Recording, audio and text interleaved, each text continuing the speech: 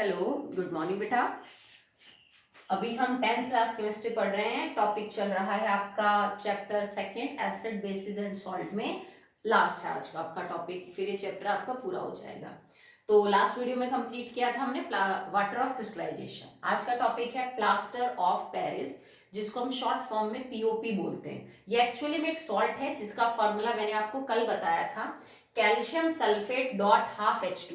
तो इसको क्या बोलेंगे? Calcium sulphate hemihydrate. It is known as calcium sulphate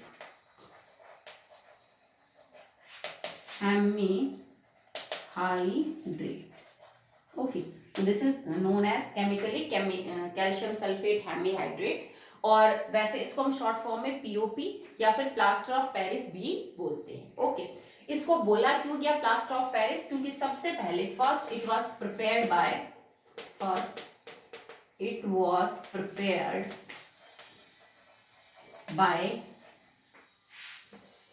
gypsum,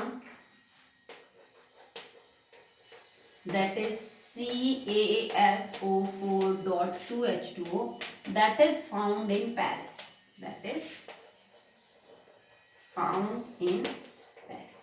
okay, तो पेरिस के अंदर एक मटेरियल पाया जाता है gypsum, that is known as CaSO4.2H2O। और सबसे पहले पीओपी को हमने इससे बनाया था, जो कि पेरिस में मिलता है। इस वजह से इस कंपाउंड का नाम पड़ गया, that is plaster of Paris. Okay, चलिए नेक्स्ट है अबाउट द प्रिपरेशन। तो रिएक्शन बहुत सिंपल है इसकी, क्योंकि हम एक्चुअली बता ही चुके हैं कि आपको कैसे बनाना है।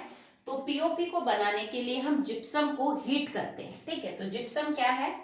CaSO4.2H2। इसकी चट्टाने होती हैं बेटा, जैसे हमारे यहाँ होता है ना बालू पत्थर, चूने के पत्थर, इनके सब पहाड़ जैसे चट्टाने होती हैं। सेम जिप्सम की भी बड़ी बड़ी रॉक्स होती हैं। ठीक है, जैसे हमारे यहाँ स्लेट वाला पत्थर निकलता है, मार्बल है, जो भी है। ठीक है, तो इसको जब आप हीट करेंगे at the temperature 100 degree Celsius, अगर आप जिप्सम को 100 डिग्री सेल्सियस या 373 केल्विन के ऊपर गर्म करेंगे, टेम्परेचर बहुत ज्यादा हाई बहुत ज्यादा लो नहीं ले सकते हैं। ठीक है, रीजन है, अगर किसी रिएक्शन में स्पेसिफाई किया गया है टेम्परेचर तो उसकी कुछ इंपॉर्टेंस होती है। तो बनेगा क्या? CaSO4.2 प्लस डेड H2O जो है बाहर हो जाएगा। याद करो, this salt is a salt that contains water of crystallisation. और हमने ये बोला था कि अगर वाटर ऑफ क्रिस्टलाइजेशन वाले सॉल्ट को आप गर्म करते हो तो आप इनके वाटर मॉलिक्यूल्स को बाहर निकाल दोगे, लूजली बाउंड है, आराम से बाहर निकल जाएंगे। पर हमने यहाँ टेम्परेचर को फिक्स क्यों किया? क्योंकि दो में से हमें खाली 1.5 मॉलिक्यूल को बाहर करना है, जबकि हमें आधा मॉलिक्यूल H2, हमें आधा जो मॉलिक्यूल है वो साथ में रखना है इस सॉल्ट के। तो हम इतना हीट नहीं कर सकते कि आधा भी बाहर चला जाए और सीधा CaSO4+2H2O बन जाए। हमें ये कंपाउंड यूं कन्वर्ट नहीं करना, CaSO4+2H2। और ये कब हो सकता है? अगर आपने ज्यादा हीट कर दिया, यू हीट मोर।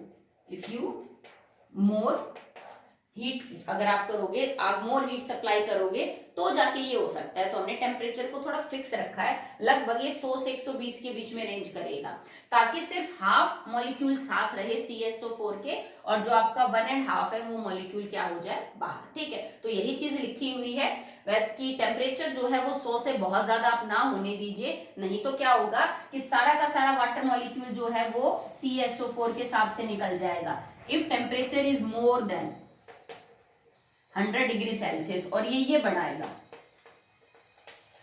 CaSO4+2H2।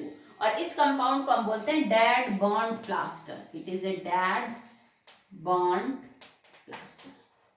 ठीक है, जिसको आप एनहाइड्रस CaSO4 बोल सकते हो, क्योंकि कैल्शियम सल्फेट दो फॉर्म में मिलता है, या तो .2H2O या .12H2O। अगर आपने बहुत ज्यादा हीट किया तो इसके सारे वाटर मॉलिक्यूल चले जाएंगे, तो फिर ये एनहाइड्रस CaSO4 बन जाएगा। सिर्फ CaSO4 को हम क्या और बोल सकते हैं?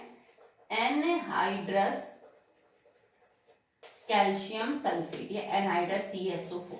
ओके, और इसको एक्चुअली में नाम दिया गया है, that is dad burned plaster. जैसे सोडियम कार्बोनेट, वॉशिंग सोडा में से 10 वाटर मॉलिक्यूल बाहर निकालने के बाद Na2CO3 जो बचता है उसे हम एनहाइड्रस सोडियम कार्बोनेट या सोडा ऐश दोनों ही बोल सकते हैं। तो यहाँ पे आप इसको एनहाइड्रस कैल्शियम सल्फेट या डेड बर्न्ड प्लास्टर भी जो है वो बोल सकते हो, क्योंकि इसका जो है ये थोड़ा काला काला कलर का आपका सॉलिड जो है वो नीचे बच जाता है। ओके, इसमें एक बहुत ही ज्यादा यूनिक प्रॉपर्टी होती है पीओपी के अंदर। जैसे आपने ये बनाया H2, जैसे इस रिएक्शन से निकलेगा, अगर आपने टेम्परेचर सो ही लिया, तो ये जो CaSO4 डॉट H2 है ना, इसमें पानी के साथ मिक्स करने की बड़ी स्ट्रॉन्ग टेंडेंसी होती है। जब भी पीओपी को पानी मिलता है ये पानी के अंदर मिक्स हो जाता है और एक सॉल्यूशन बनाता है, जो सॉल्यूशन ड्राई होने पे dry set into a hard mass.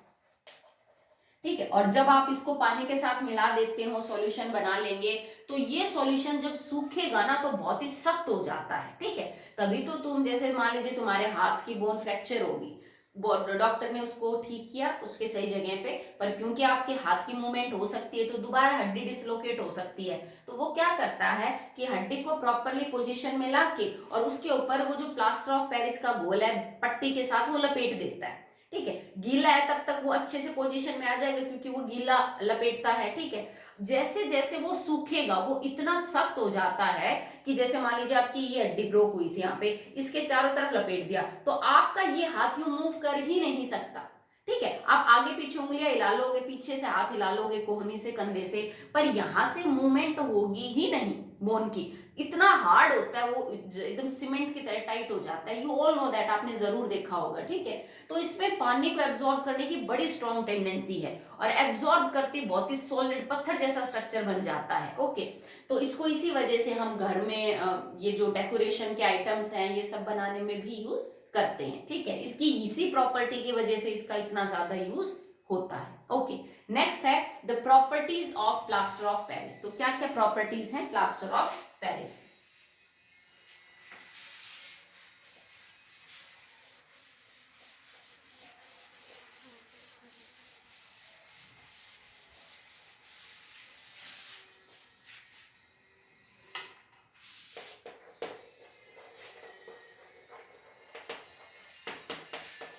So properties of plaster of Paris. तो अगर अब बात की जाए कलर की, तो ये व्हाइट कलर का एक अमरफस पाउडर है। अमरफस का मतलब समझिए, यहाँ पे वैसे मैंने बताया था आपको, व्हाइट कलर का पाउडर है। इसमें वाटर ऑफ क्रिस्टलाइजेशन तो है हाफ, पर फिर भी ये क्रिस्टलाइन स्ट्रक्चर नहीं। क्यों? क्योंकि जो CaSO4.2H2O था, आपने उसको गर्म किया है, उसमें से डेड वाटर मॉलिक्यूल बाहर निकाले हैं जो उसके वाटर ऑफ क्रिस्टलाइजेशन थे। और याद करो, जब भी आप ऐसे सॉल्ट को हीट करते हो जिसके वाटर ऑफ क्रिस्टलाइजेशन जा रहे हो, तो एक तो कलर बदल जाता है सॉल्ट का, दूसरा वो क्रिस्टलाइन से अमरफस हो जाता है। तो तुमने इसको किससे बनाया? फ्रॉम जिप्सम, जो कि 2H2O as in water of crystallisation रख रहा है। तो उसको हीट करेंगे तो इसका जो अगला सॉल्ट बनेगा that will be amorphous in the nature. तो व्हाइट पाउडर होता है और अमरफस इन नेचर है, मतलब इसकी कोई रेगुलर ज्योमेट्री वगैरह नहीं होती अगर आप इसके स्ट्रक्चर को देखो तो। अब वो मेन रिएक्शन जिसकी वजह से इसकी सारी प्रॉपर्टीज हैं, how it react with water, how it react with water. ठीक है, तो ये जब भी इसको पानी मिलेगा, पानी में से सिर्फ डेड H2O ही ये एब्सॉर्ब करेगा। CaSO4 dot half H2O plus 1.5 H2O gets converted into CaSO4.2H2। मतलब जब भी इसको पानी दोगे, ये पानी में से डेड वाटर मॉलिक्यूल को जो है वो क्या कर लेता है, अपने ऊपर एब्जॉर्ब कर लेता है, रिएक्शन कर लेता है और जिप्सम की फॉर्मेशन जो है वो देखने को होती है। इसमें इतनी स्ट्रॉन्ग टेंडेंसी है पानी को एब्जॉर्ब करने की, it can absorb 3 times more water than its weight. अगर आपने 10 ग्राम पीओपी लिया तो ये 10 ग्राम पीओपी 30 ग्राम वाटर के अंदर आराम से जो है वो डिसॉल्व हो सकता है। मतलब ये यूजुअली इसकी स्ट्रेंथ ही तब देखने को मिलती है अगर आप इसको तिगुने अमाउंट ऑफ वाटर के अंदर डिसॉल्व करें। ठीक है, जैसे जितना भी आपने ले रखा है 3 times मोर वाटर जो है ये उसके अंदर अगर आप डिसॉल्व करोगे तो ये बहुत अच्छी सेटिंग पावर देता है। ठीक है, और इतना ज्यादा टाइम भी नहीं लेगा, यूजुअली 15-20 मिनट भी काफी है कि अगर आप पीओपी को इससे तिगुने अमाउंट ऑफ वाटर में डिसॉल्व करोगे तो वो जो सॉल्यूशन है ना वो 15 से 20 मिनट में ही अच्छा खासा क्या हो जाएगा, हार्ड हो जाएगा। और इस रिएक्शन को हम बोलते हैं setting of POP, setting of plaster of Paris, set हो गया एकदम सॉलिड। जैसे सीमेंट सेट नहीं हो जाती, हम जैसे लिपाई चिनाई करते हैं तो वो गीला मसाला होता है और 5-6 घंटे बाद ही वो थोड़ा हार्ड हो जाता है। कई बार ये होता है कि सीमेंट के जो कट्टे होते हैं उनको मॉइस्चर लग जाता है, नमी के कांटेक्ट में आते सीमेंट का जो पूरा कट्टा है वो एकदम पत्थर की तरह जम जाता है, ठीक है। तो बहुत सारे ऐसे सब्सटेंस है जिनको अगर वाटर मिले तो वो उसके साथ बहुत ही हार्ड मास सब्सटेंस की फॉर्मेशन करते हैं। तो पीओपी भी ऐसा ही करता है और विद इन 15 to 20 मिनट्स और इवन अर्लियर वो एक ऐसे हार्ड मास की फॉर्मेशन कर देगा जो कि बहुत ही ज्यादा टाइट है। इसको हम क्या बोलेंगे, that is known as this compound. Okay, तो देखो POP when mixed with water form gypsum. Gypsum is actually that much hard जिसको हम यूज आगे करेंगे। ओके, अब जब आप इसको पानी देंगे पीओपी को, water is mixed, actually what happens, expansion in volume takes place।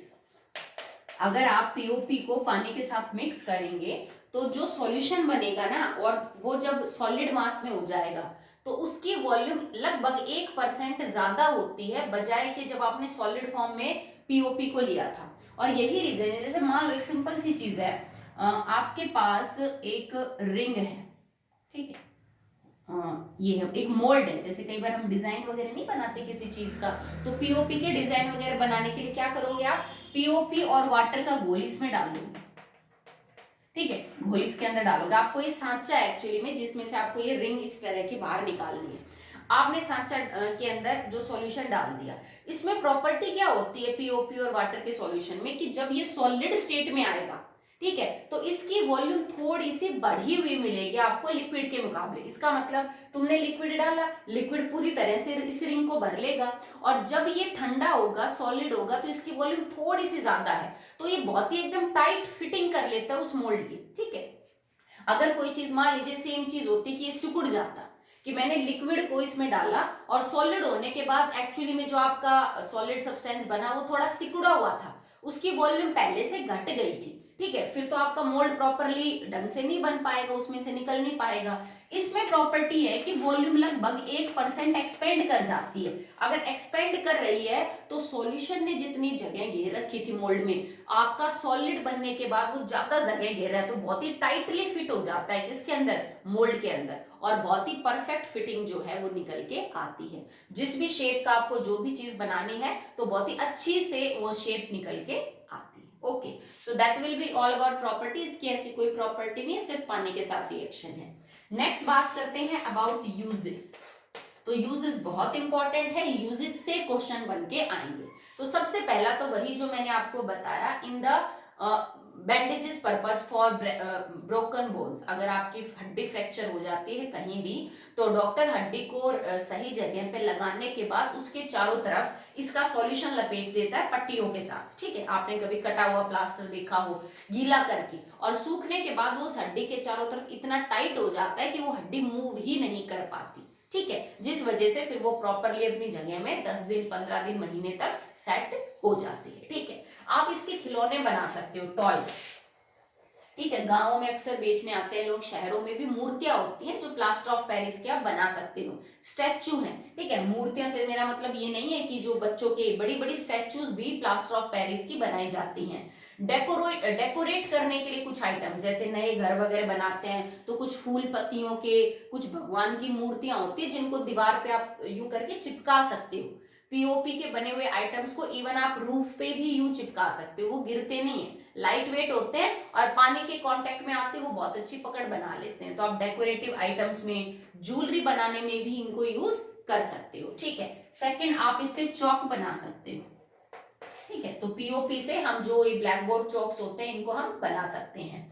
बहुत सारे छतों पे, दीवारों पे, पिलर्स के ऊपर डिजाइन बनाने के लिए इनको यूज कर सकते हो। आपने अक्सर देखा होगा कि कई बार किसी घर की छत के ऊपर, मोल्डिंग्स के ऊपर जो है वो अलग अलग डिजाइन बनाए जाते हैं, तो उन डिजाइन्स को उकेरने के लिए भी छत पे, दीवारों पे, खंभों पे, इनको रेलिंग्स के ऊपर, इनके ऊपर उकेरने के लिए भी हम पीओपी का सहारा ले सकते हैं, ठीक है। नेक्स्ट है कि कई बार हम पीओपी यूज करते हैं नए घर को पेंट करने से पहले।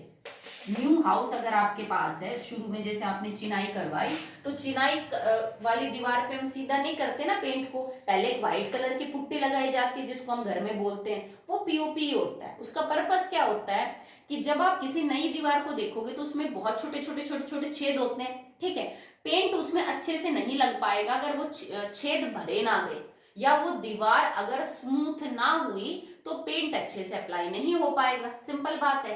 हम क्या करते हैं, उन छोटे छोटे छेद को पीओपी से पहले भर देते हैं और वो दीवार को एकदम स्मूथ कर देते हैं और उसके बाद पेंट अप्लाई करते हैं, ठीक है। तो नए घर जब बनाया जाता है तो उस पर पहले पुट्टी की जाती है व्हाइट कलर की, फिर उसके ऊपर पेंट लगाया जाता है, that is plaster of Paris, वो वही है, ओके, जिसमें पानी मिला के फिर आप करते हैं। नेक्स्ट है कि आप इसको कुछ एपरेटर्स को एयर टाइट करने के लिए भी यूज कर सकते हैं। जैसे मान लो आपको कोई एक्सपेरिमेंट करना है, किसी बॉटल में आपने कोई चीज स्टोर करके रखनी है, बायो का, केमिस्ट्री का कोई एक्सपेरिमेंट है, और आप चाहते हो कि इस कंटेनर के अंदर हवा बिल्कुल भी एंटर ना हो, तो हम क्या करते हैं, उस बॉटल के ढक्कन के चारों तरफ पीओपी को गीला करके और चिपका देते हैं एकदम। अब वो सूखने के बाद एकदम हार्ड हो जाएगा, उसके वॉल्यूम वैसे भी एक्सपेंड होती है, बहुत ही टाइटली फिट हो जाएगा, और उसके बाद उसमें एयर एंटर नहीं होगी। यूं समझ लो कि हवा का रास्ता जाने से रोकने के लिए, जरा से भी गुंजाइश ना हो कि हवा एंटर करे, हम गीला प्लास्टर ऑफ पेरिस उसके ढक्कन के चारों तरफ लपेट देते हैं ताकि एयर एंटर ना कर सके, ठीक है। नेक्स्ट है फॉर फायर प्रूफ मटेरियल, ठीक है। तो कुछ ऐसा सामान बनाने के लिए जो जलता ना हो, जिसको आग से कोई खतरा ना हो, तो कुछ फायर प्रूफ मटेरियल्स बनाने के लिए भी हम यूज करते हैं किसको, पीओपी का। तो आपका थर्ड चैप्टर जो है वो यहाँ पे खत्म होता है। सारे ही सॉल्ट इंपॉर्टेंट है, हर सॉल्ट का यूज इंपॉर्टेंट है। वो आपसे कोई भी हिंट देके पूछ लेगा, बेटा एक सॉल्ट है जो इस चीज में यूज होता है, उसकी रिएक्शन इसके साथ करके दिखाओ, दिस एंड दैट। आपने सॉल्ट ही नहीं पहचान में आया आपका कि कौन सा सॉल्ट है, तो फिर बाकी क्वेश्चन में तो नंबर वैसे नहीं मिले, या गलत सॉल्ट पहचान के आ गए, तो यूजेस से आपको हिंट दे सकता है वो, तो बहुत इंपॉर्टेंट है हर सॉल्ट का यूज, ठीक है। तो चैप्टर तो खत्म होता है, इतना तो आप कर लेना। इसके बाद एनसीईआरटी की एक्सरसाइज दे रखी है, तो उनको हम सॉल्व करते हैं, मैं वो करवा देती हूँ, आप अपनी कॉपी में फेयर कर लीजिएगा, ठीक है। एनसीईआरटी के जितने भी क्वेश्चंस हैं उनको आप प्रॉपरली सॉल्व करेंगे अपनी कॉपी में, वो बहुत इंपॉर्टेंट होते हैं बोर्ड पॉइंट ऑफ व्यू से, okay.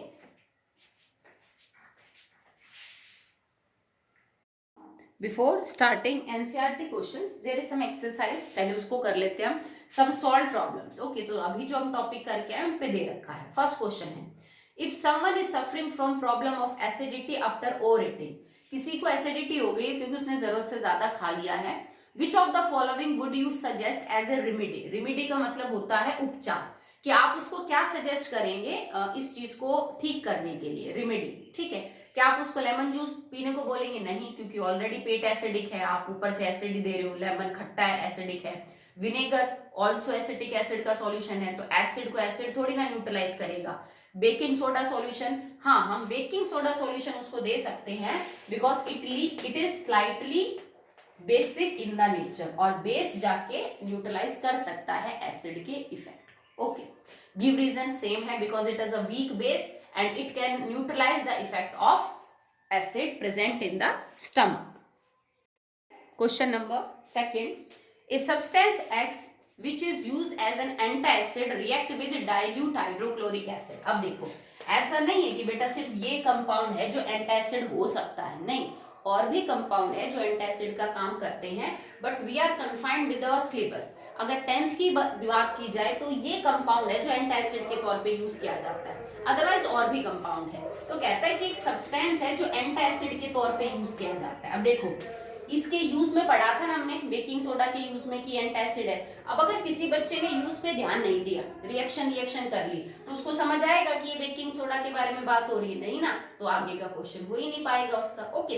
It react with dilute HCl, तो अगर मैं इसकी रिएक्शन HCl के साथ करवाऊं तो it produce a gas Y which is used in one type of fire extinguisher. तो कह रहा है कि गैस बाहर निकलती है Y, जो आग बुझाने में यूज होती है। तो कौन सी गैस है जिसको हम आग बुझाने में यूज करते हैं? It is carbon dioxide. नहीं तो पहले रिएक्शन पूरी कर लो, आपको समझ आ ही जाएगा। तो क्या बनेगा? NaCl प्लस H2O और प्लस Y जो है वो CO2 बाहर निकलेगा। रिएक्शन तो यही है, तो ये आपकी गैस है, that is CO2। Name the substance x, तो एक्स हमने ये माना था जो यूज कर होता है एंटासिड के तौर पे, एंड द गैस वाई, तो वाई हमारी है कार्बन डाइऑक्साइड। ओके,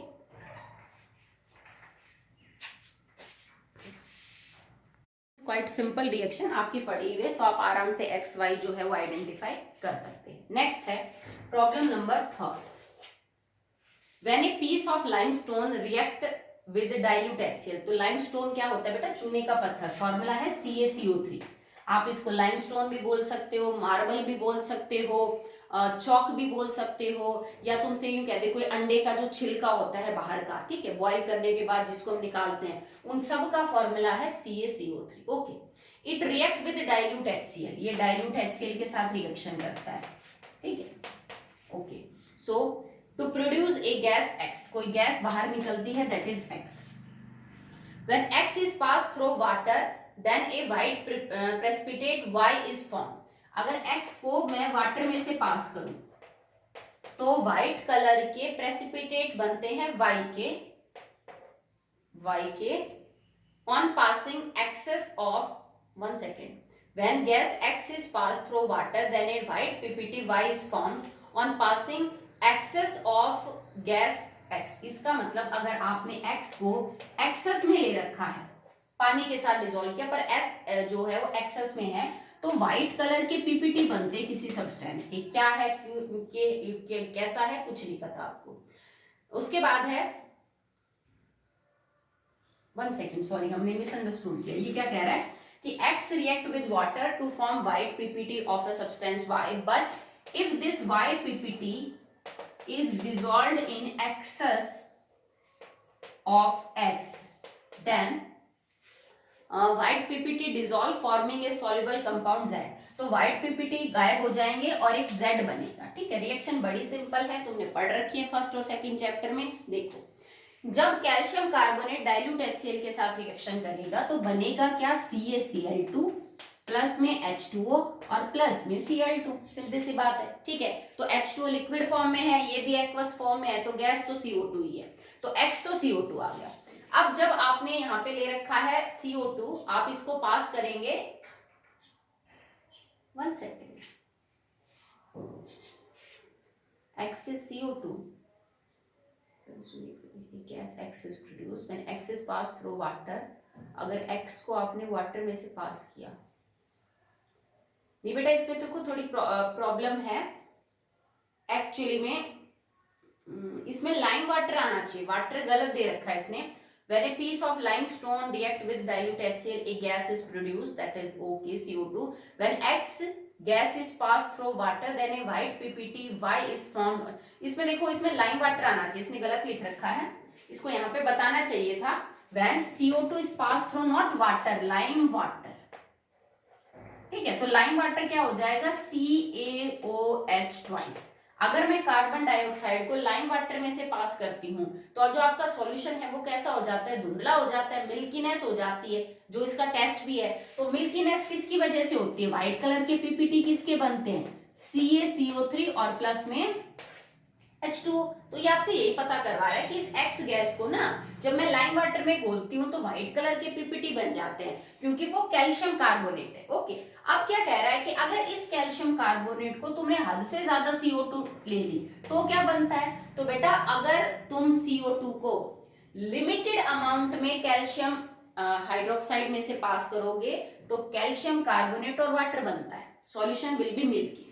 अगर तुमने जरूरत से ज्यादा कार्बन डाइऑक्साइड दे दी तो ये जो कार्बन डाइऑक्साइड है ये बने हुए CaCO3 और पानी के साथ रिएक्शन कर जाती है। ये बचा हुआ है आपका पानी, तो यहाँ पे पानी CaCO3 और बची हुई, क्योंकि एक्सेस थी CO2, ज्यादा थी जरूरत से, बची हुई CO2 आपस में रिएक्ट करती हैं टू फॉर्म कैल्शियम बाइकार्बोनेट जो हमारा Z है, और ये सॉल्युबल होता है पानी में। CaCO3 is not soluble in water, तो इसके पीपीटी बन जाएंगे। ओके, ये पानी में सॉल्युबल है तो आपका Z जो है वो कंपाउंड बन जाएगा, ठीक है। तो इसको थोड़ा सा करेक्ट कर लेना, सेकेंड लाइन में इसमें लिखना था when X is pass through lime water. Okay, इसको मेंशन कर लेना। आगे क्वेश्चन है what are X, Y and Z। तो X है CO2, Y है हमारा CaCO3 और Z है हमारा CaHCO3 twice. When limestone react with dilute HCl, equation लिखो, हमने लिख रखी है। When X react with lime water, देखो अब नीचे इसने करेक्ट कर दिया कि जब X लाइम वाटर के साथ रिएक्शन करता है तो क्या बनेगा, तो हमने लिख दिया, ठीक है। नेक्स्ट है, next is when excess of X is dissolve, white PPT dissolve. तो देखो ये यही तीन इक्वेशन है जो मैंने आपको बता दी है कि X हमारा CO2 है, CO2 लाइम वाटर के साथ रिएक्ट करके Y बनाता है जो कि CaCO3 है, और Y CO2 और वाटर एक्सेस के साथ रिएक्शन करके Z बनाता है जो आपका कैल्शियम बाइकार्बोनेट है। ओके, ये रिएक्शन बहुत इंपॉर्टेंट है, जब मैंने आपको करवाई तब भी बताई थी कि कार्बन डाइऑक्साइड लिमिटेड में लाइम वाटर के साथ कैसे रिएक्शन करेगा और एक्सेस में, दोनों क्वेश्चन इंपॉर्टेंट है। इसमें कई बार ये भी पूछ लेते हैं कि अगर आप CO2 को लाइम वाटर में से पास कर रहे हो, या CO2 का जो टेस्ट होता है कि वो लाइम वाटर को मिल्की कर देता है, क्यों हो जाता है लाइम वाटर मिल्की, तो लाइम वाटर मिल्की इसीलिए हो जाता है क्योंकि उसमें CaCO3 बन जाता है, ठीक है, उसका कलर है वैसा, ठीक। Fourth, in one of the industrial processes used for the manufacture of sodium hydroxide, कह रहा है कि सोडियम हाइड्रोक्साइड को बनाने का एक मैन्युफैक्चर करने का एक तरीका है, तो अपने सिलेबस में कौन सा है बेटा, सोल्वे अमोनिया प्रोसेस। एक gas X is formed as a by product, तो देखो सबसे पहले तो ये देखो, जब हम NaCl के एक्वा सॉल्यूशन को इलेक्ट्रोलाइज कर रहे थे तो हमारे पास क्या क्या बनता है, NaOH सॉल्यूशन में होता है, हाइड्रोजन गैस बाहर निकलती है और प्लस क्लोरीन गैस। तो ये इस इक्वेशन की बात कर रहा है, तो कह रहा है कि कोई गैस निकली एज ए बाई प्रोडक्ट, नहीं पता हाइड्रोजन के बारे में बात कर रहा है कि क्लोरीन के बारे में। The gas X react with lime water to give a compound Y। अब ये क्या कह रहा है कि ये जो गैस है ना Y, ये लाइम वाटर के साथ रिएक्शन करती है to give a compound Y बनाता है, which is use as a bleaching agent. अब समझ आ गया कि ब्लीचिंग एजेंट का काम कौन करेगा, ब्लीचिंग पाउडर। अब ब्लीचिंग पाउडर बनता कैसे है, जब CaOH किसके साथ रिएक्शन करे, क्लोरीन के साथ, तो Y कौन है हमारा, क्लोरीन। अपने हिंट दे दी ना इसने कि जब ये गैस लाइम वाटर के साथ रिएक्शन करेगी तो एक ऐसा कंपाउंड बनेगा जो कि एक्चुअली में, सॉरी इट इज X, हाँ, एक ऐसा कंपाउंड बनेगा जो ब्लीचिंग में यूज होता है, तो ये हो गया ब्लीचिंग पाउडर, Y बन गया ब्लीचिंग पाउडर, ठीक है। नेक्स्ट है bleaching, identify X and Y, तो X हमारा क्लोरीन है और Y हमारा ब्लीचिंग पाउडर है। Identify and giving the chemical equation of the reaction, और रिएक्शन करके दिखाइए, तो मैंने कर दिया, Y के साथ यहाँ पे वाटर और बाहर निकल जाएगा, ठीक है। चलिए एक बार आगे देखिए, the last question in this type some solve problems में, a salt A commonly use in the bakery products. अब इसने साफ साफ बता दिया कोई सॉल्ट A है जो बेकरी में यूज होता है, तो बेकरी में मतलब बेकिंग सोडा, तो A हमारा बेकिंग सोडा है क्लियरली, NaHCO3, ठीक है। Gets converted into another salt B which itself is used for the removal of hardness of water, और ये A कन्वर्ट हो रहा है एक सॉल्ट B में जिसका काम है पानी की हार्डनेस को दूर करना। देखो यूज से ही आपको इंट देता है वो, तो पानी की हार्डनेस कौन दूर कर रहा था, Na2CO3, okay. And A gas C is evolved which turns lime water milky. देख क्या कहता है कि सॉल्ट A है जिसको हम बेकरी में यूज करते हैं, वो एक दूसरे सॉल्ट में कन्वर्ट हो सकता है B में, जो कि हम हार्डनेस को दूर करने के लिए यूज करते हैं, और एक गैस और बाहर निकलती है यहाँ पे C कोई गैस है, ठीक है। और ये जो गैस है ना ये लाइम वाटर को मिल्की कर देती है, मतलब लाइम वाटर में से पास करेंगे तो वो मिल्की, तो इतना तो पता चल ही गया कि ये कौन सी गैस है, CO2 है, ठीक है।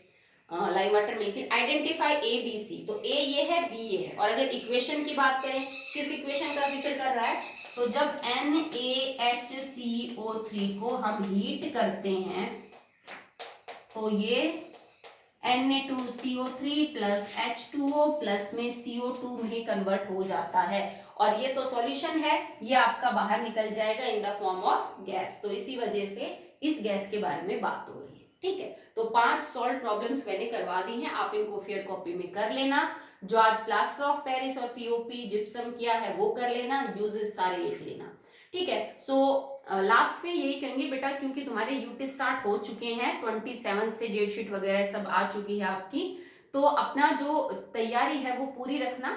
मैंने सेकंड चैप्टर कंप्लीट दिया है बिकॉज आज खत्म हो गया आपका, और हम बहुत टाइम से कर रहे हैं। इजी चैप्टर है, बहुत मुश्किल बिल्कुल भी नहीं है, ठीक है। तो आपके लिए जो सिलेबस रहेगा वो सेकंड चैप्टर रहेगा। मैंने कल ही सिलेबस डाल दिया था, आपके पास इनफ टाइम है, अभी आप आराम से प्रिपेयर कर सकते हैं, ठीक है। यूटी देना हर बच्चे को कंपलसरी है, बिल्कुल भी ना सोचे कि आप यूटी स्किप करेंगे। आपके नंबर कम आए वो चलेगा, बट अगर आप नहीं दोगे तो बहुत भारी दिक्कत हो जाएगी। आपने अपने सीनियर्स को देखा ना कि उनके एग्जाम ही नहीं हुए, तो उनका रिजल्ट बनाने के लिए उनके मार्क्स, प्री बोर्ड, यही सब तो चाहिए। अगर आपने कोई यूटी ही नहीं दिया, आप 2-3 यूटी में एब्सेंट हो, हमारे पास कोई रिकॉर्ड ही नहीं होगा आपका जिससे हम आपको जज कर सके कि आपने कितना किया है। बोर्ड के पास कोई मतलब एविडेंस नहीं होगा कि बच्चे ने कितना स्कोर किया है, क्या उसकी परफॉर्मेंस है। सो कंपलसरी है कि हर बच्चा यूटी जरूर देगा। आपकी तैयारी ज्यादा है तो और कम है तो डजेंट मैटर एट ऑल बेटा, ठीक है, कोई बात नहीं, हो सकता है ना पढ़ पाए हो, पर जरूर जरूर आपको यूटी देना है। Okay, so that's all for the day.